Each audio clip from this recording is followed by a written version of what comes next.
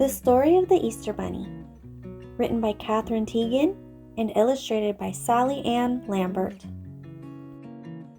Once on a snow-cold day in a snug little house, a round old couple were making Easter eggs.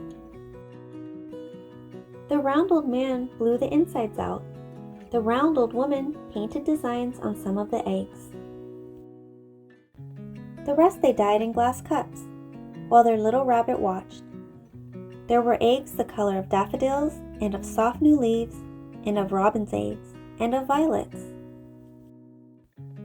On a day when the winter wind blew outside, the round old couple made baskets out of straw.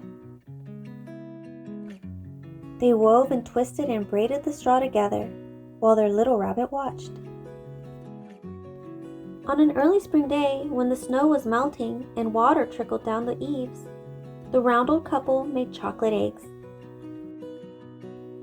The round old woman melted the chocolate and the sugar and the butter on the stove. The round old man poured the chocolate into tiny molds, and their little rabbit watched. One day when the sky was blue and the church bells rang and the world seemed new, everyone in the village said, "Happy Easter!" The round old couple brought every child a straw basket filled with Easter eggs, as they did every year, and their little rabbit watched.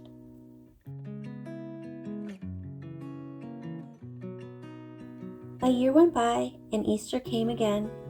The straw baskets were on the table. The Easter eggs were in a big bowl.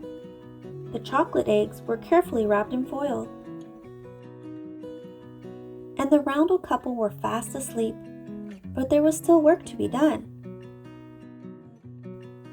The little rabbit twitched his nose. Then he hopped up onto the table and put the eggs into the baskets. It was magic. The little rabbit scooped up the baskets and hopped down the lane. He left one for every child in the village. He didn't think anyone saw him. The next year, the little rabbit colored the eggs and cooked the chocolate and wove the baskets and delivered them on Easter morning. The little rabbit made more baskets every year. The round old couple helped him. The little rabbit hopped all over the countryside, and the children knew the Easter Bunny came. One year, the round old couple could not help the little rabbit anymore. They were so very, very old, and the rabbit knew he could not stay in their snug little house anymore. Too many children were discovering his secrets.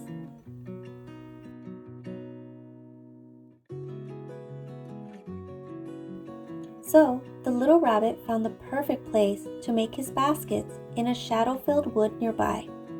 Only a rabbit could find the entrance. The rabbit set up one room for making chocolate eggs, one room for coloring eggs, and one room for weaving baskets. The little rabbit's friends came to help him. Now every year on Easter morning, when the sky is blue and the church bells ring and the world seems new, the Easter Bunny delivers his baskets. Perhaps he has left one for you. Happy Easter!